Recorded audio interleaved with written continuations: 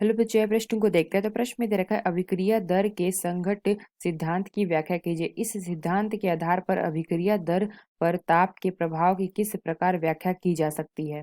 आइए मुख्य अवधारणा की चर्चा करते हैं। मुख्य अवधारणा। तो प्रश्न में हमें क्या दे रखा है, अभिक्रिया दर के संघट्ट सिद्धांत की व्याख्या कीजिए। तो अगर हम संघट्ट सिद्धांत की अगर हम व्याख्या करें, इसमें हमारा क्या होता है, किन्हीं दो अणुओं के मध्य अभिक्रिया होने के लिए क्या होता है, उनमें टक्कर होना आवश्यक है। जैसे अगर हम देखें तो ये हमारा कोई अभिकारक है, ये हमारा क्या बना रहा है, उत्पाद बना रहा है। तो ये हमारा उत्पाद कब बनाएगा, जब इन दोनों में क्या होगा, टक्कर होगा। तो इन दोनों में जब हमारे टक्कर होते हैं, यानी कि दो अणुओं के मध्य अभिक्रिया होने के लिए इनमें टक्कर होना आवश्यक है, तभी हमारा क्या होता है, उत्पाद प्राप्त होता है। तो अभिक्रिया दर के संघट्ट सिद्धांत की व्याख्या कीजिए। तो यहाँ पे अगर सिद्धांत के अनुसार देखें तो इसमें हमारा क्या होता है, यहाँ पे हमने पहला क्या बताया कि किन्हीं दो अणुओं के मध्य अभिक्रिया होने के लिए टक्कर होना आवश्यक है। दो अणुओं के मध्य अभिक्रिया होने के लिए टक्कर आवश्यक है। तो यहाँ पे अगर हम देखें तो जो हमारी टक्करें होती है वो तभी होती है जब अणुओं की ऊर्जा सक्रिय ऊर्जा के बराबर या उससे अधिक होती है। तो जो हमारी टक्करें कब होती हैं, जब अणुओं की ऊर्जा सक्रिय ऊर्जा के बराबर या उससे अधिक। तो यहाँ पे हमने क्या बताया, अणुओं के मध्य टक्कर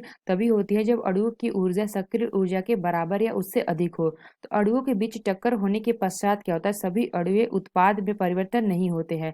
यानी कि अगर हमने यहाँ पे देखा, जो हमारे दो अभिकारक है, ये दोनों हमारे टकराएंगे, तो ऐसा जरूरी नहीं है कि दोनों के टकराने से हमें उत्पाद प्राप्त ही हो जाए। केवल वही अणुए उत्पाद बनाते हैं जिनके बीच टक्कर प्रभावी होते हैं। यानी हमने क्या देखा, जिनके बीच हमारा क्या होगा, जो हमारा टक्कर होगा वो हमारा प्रभावी होगा। कर जो हमारे प्रभावी होते हैं, अर्थात जिन टक्करों से उत्पाद बनते हैं उन्हें हम क्या कहते हैं, प्रभावी टक्करें कहते हैं। यानी हमने क्या देखा, जैसे हमारा कोई दो अणु है, ये हमारे आपस में टकराते हैं, तो यहाँ पे हमें क्या उत्पाद हमें प्राप्त हो जाता है। तो उत्पाद हमें जब प्राप्त हो जाएगा तब इसे हम क्या कहेंगे, प्रभावी टक्कर कहेंगे। क्योंकि जो हमारे सभी अणु होते हैं उत्पाद नहीं बनाते हैं, अतः प्रभावी टक्करों की संख्या अणुओं की कुल संख्या से कम होती है। तो यानी हमने क्या बताया, प्रभावी टक्करों की संख्या अणुओं की कुल संख्या से कम होती है। तो टक्कर होने पर अणुओं का एक दूसरे के सापेक्ष दिक् विन्यास अनुकूल होना चाहिए। तो यहाँ पे हमने देखें तो हमने यहाँ पे क्या क्या बताया कि अभिकारक अणुओं के आपस में टकराने के कारण क्या होता है, रासायनिक अभिक्रिया होती है। तो रासायनिक परिवर्तन में जो हमारे अभिकारक अणुओं के मध्य होने वाली सभी टक्करें क्या होती हैं, प्रभावी नहीं होती है। जिन टक्करों से हमारा क्या होता है, उत्पाद हमें यहाँ पे प्राप्त हो जाता है, उन्हें क्या कहते हैं, प्रभावी टक्कर कहते हैं। इन प्रभावी टक्करों से क्या होता है, हमें उत्पाद प्राप्त होता है। तो प्रभावी टक्करों के लिए प्रत्येक अणु के पास क्या होता है, न्यूनतम ऊर्जा का होना आवश्यक है। यानी कि जो हमारी न्यूनतम ऊर्जा होती है उसे हम क्या कहते हैं, देहली ऊर्जा कहते हैं। यानी हमने क्या बताया कि प्रभावी टक्करों के लिए क्या होता है, प्रत्येक अणु के पास हमारी क्या होनी चाहिए, न्यूनतम ऊर्जा होनी चाहिए। न्यूनतम ऊर्जा होनी चाहिए प्रभावी टक्करों के लिए। जो हमारी न्यूनतम ऊर्जा होती है इसको हम क्या कहते हैं, देहली ऊर्जा। तो ये हमने देखा संघट्ट सिद्धांत।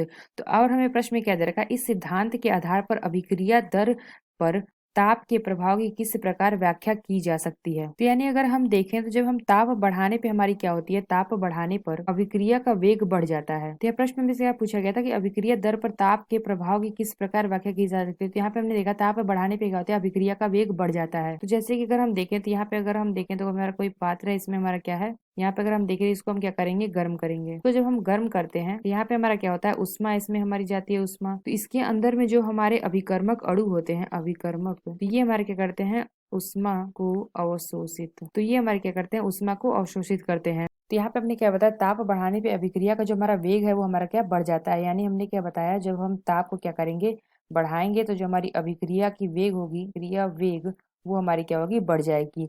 क्योंकि यहाँ पे हमारा क्या होता है, क्योंकि ताप बढ़ाने से जो हमारी सक्रिय अणुओं की संख्या होती है, यानी हमने क्या देखा, यहाँ पे हम ताप बढ़ाते हैं तो जो हमारी सक्रिय अणुओं की जो हमारी संख्या है, इसमें हमारे देखिए जो हमारे अणु है, यानी कि सक्रिय अणुओं की संख्या क्या होती है, बढ़ जाती है। जिससे हमारा क्या होता है, अभिकारक अणुओं के मध्य होने वाली जो टक्कर की संख्या होती है उसमें भी हमारी वृद्धि होगी। जब हमारी सक्रिय अणुओं की संख्या बढ़ेगी तो हमारी जो अभिकारक अणुओं के मध्य होने वाली जो टक्करें की संख्या है वो भी हमारी क्या होगी, वृद्धि उसमें भी होगी। जिसके परिणाम स्वरूप हमारा क्या होगा, अभिक्रिया का वेग बढ़ जाता है। तो यानी हमने क्या बताया कि ताप बढ़ने पे जो हमारा प्रभावी टक्करों की संख्या बढ़ जाती है, जिससे हमारा क्या होता है, वेग भी बढ़ जाएगा। तो प्रश्न में हमें वही पूछा गया था कि हमारा संघट्ट सिद्धांत क्या होता है। तो यहाँ पे हमने संघट्ट सिद्धांत की व्याख्या की और हमें प्रश्न में क्या पूछा गया था कि इस सिद्धांत के अनुसार ताप के प्रभाव को किस प्रकार व्याख्या करेंगे। तो यहाँ पे हमने बताया कि जब हम ताप बढ़ाते हैं तो अभिक्रिया का वेग बढ़ जाता है, क्योंकि यहाँ पे हमारा क्या होता है, अभिकारक अणुओं की मध्य होने वाली जो टक्करें होती है उनकी संख्या बढ़ जाती है, जिससे हमारा क्या होता है, अभिक्रिया का वेग भी हमारा क्या होता है, बढ़ जाता है। तो आशा करते हैं आपको समझ में आया होगा। धन्यवाद।